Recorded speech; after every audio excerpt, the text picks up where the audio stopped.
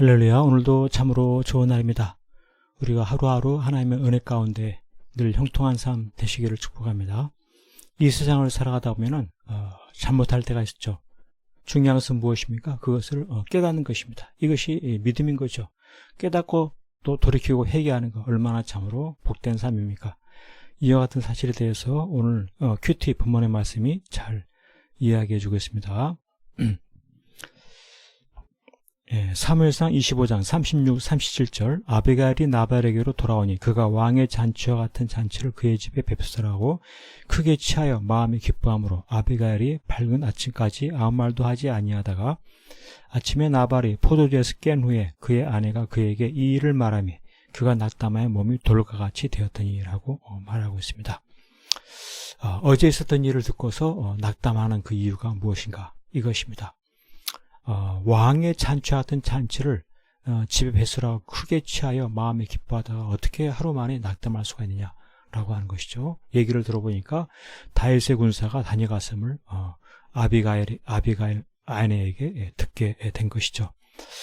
그래서 전에는 그 다윗의 사람들을 무시했었는데 그들이 한 사람도 남기지 않고 남자를 다 죽이려 했다라고 하는 이와 같은 말을 듣고서 낙담하게 되는 것, 이것은 바로 믿음이 없기 때문에 그런 것입니다.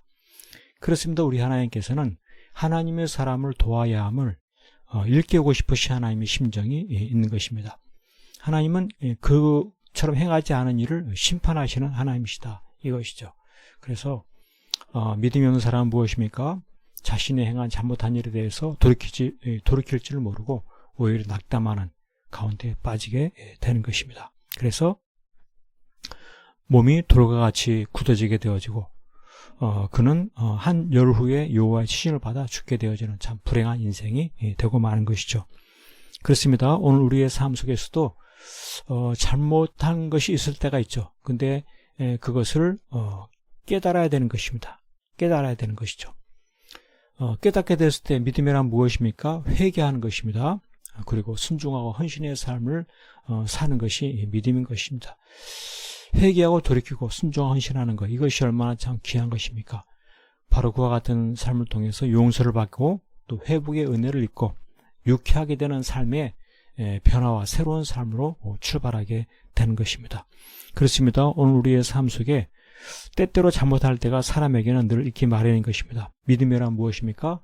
그것 때문에 낙담하고 그것 때문에 좌절하고 절망하는 것이 아니라 회개하고 돌이키고 새 출발하는, 이것이 믿음이다. 더욱더 순종하고 헌신하는 것이 믿음이다.